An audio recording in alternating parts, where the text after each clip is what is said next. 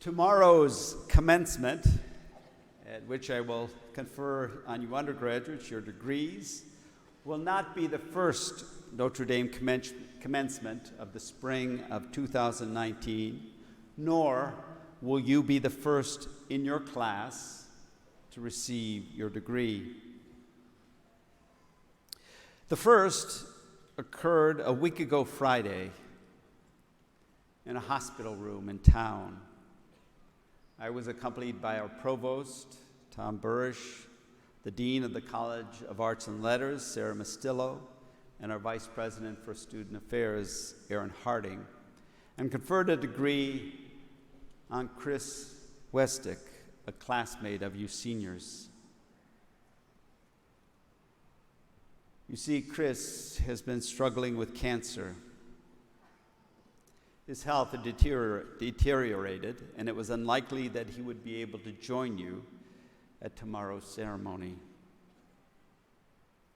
He became then the first Notre Dame graduate of 2019.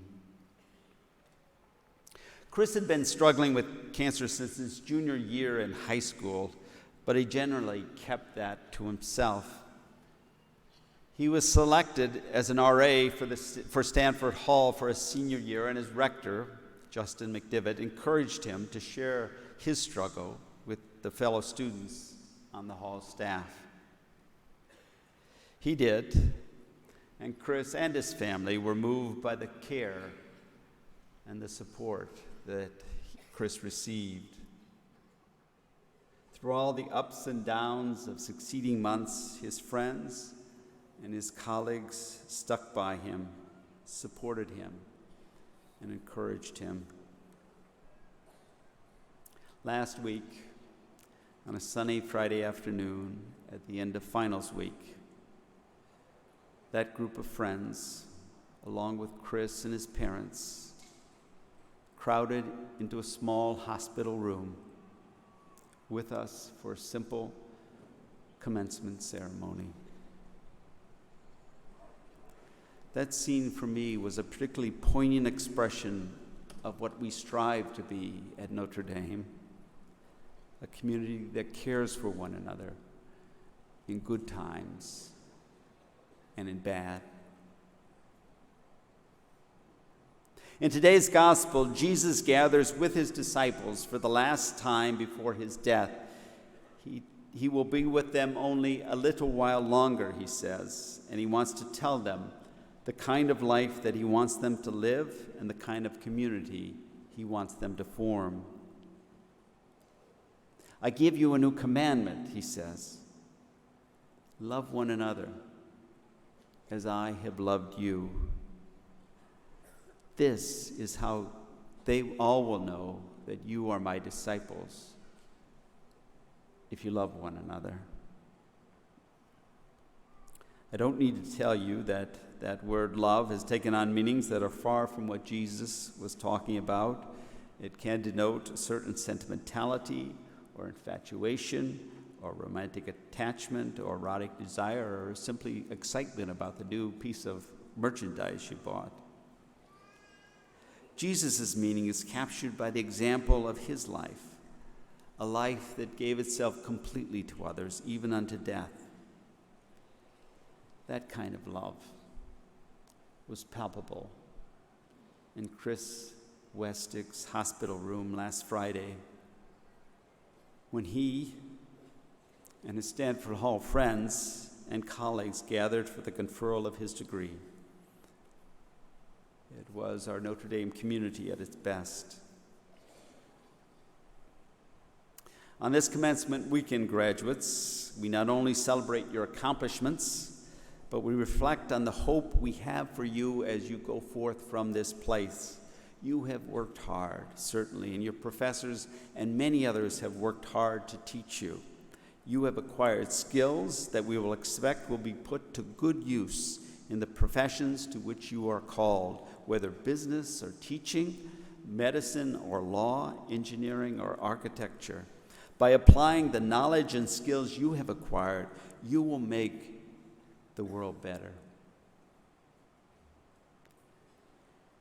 Here at Notre Dame, however, we have an even more ambitious hope for you.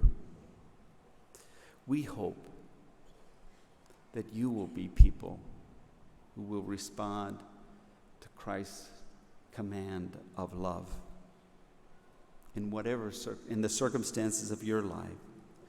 We hope that what marks you as a graduate of Notre Dame is not simply the superlative knowledge and skills which you will apply in your profession, as important as those are, but the quality of the love that you will show. This past week, we mourned the passing of Jean Vanier, the founder of L'Arche Communities and one of the great spiritual figures of our time. Vanier, born to Canadian parents, began his professional career in the British and then the Canadian navies. He then felt a spiritual calling to do something else and went on to get a doctorate in philosophy, and upon receiving his degree, took a position at St. Michael's College in Toronto. In 1964, through a friend who was a priest, he became aware of the plight of developmentally disabled people consigned to living in institutions for their whole lives. Vanier invited two men, Raphael Simi and Philippe Siu, to live with him so that he could care for them. He discovered, however, that these men had as much to offer him as he had to offer them. He came to see that his calling was not so much to provide care for these men, but to form with them a community in which each person could share his or her gifts. Vanier went on to inspire such communities, which he called L'Arche communities, around the world. Graduates of 2019, I know that you have the talent and training to do great things across a range of platforms. I'm confident that you, with the discipline and the hard work you have shown here, will have success. I hope, though, that into each of your lives will enter people like Chris Westick, Raphael Simi, and Philippe Siu. For these encounters will call you not simply to use your knowledge and skill to solve some problem within your area of competence, but also to show the kind of love that Jesus speaks about in today's gospel reading. If that happens, then the encounter will not simply give you a disease to cure, a lesson to be taught, a legal case to be argued, a community problem to be solved. It will invite you to be part of a community of love in which you will give and receive gifts. Graduates, let your hearts be open to that kind of love. Now make no mistake, if you're open to that kind of love, your hearts will be broken from time to time, just as the hearts of those who gathered in Chris Westick's hospital room were broken to see him struggle with his illness. A powerful image of the heartache born of love is Ivan Mestrovic's sculpture in our basilica. It depicts Mary, Our Lady, receiving into her arms the lifeless body of her son who has just been taken down from the cross. To open your hearts to love is to open your hearts to that kind of heartache. When you experience those moments of heartache in your life, always remember you graduated from a school named after Mary, Our Lady of Sorrows. If, however, you do open your hearts to that kind of love, you will experience something else. You will experience joy. I tell you these things, Jesus said to his disciples in the same speech in John's Gospel, that my joy may be in you and your joy may be complete.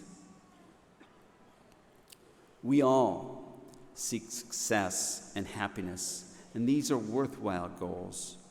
But the joy that arises from a life of love is more enduring, deep, and precious than anything personal success or self-satisfied happiness can offer. Find a way to give yourselves in love to others, whether family, friends, patients, colleagues, even strangers. And you will know a joy that can change you and change those around you. As Jean Vanier said, when we begin to believe that there is greater joy in working with and for others rather than just for ourselves, then our society truly becomes a place of celebration. Graduates of 2019, we wish you health, happiness, success, and all good things. Most of all, though, we wish you the joy that comes from responding to Christ's call to love. May God guide you in your quest to live this love.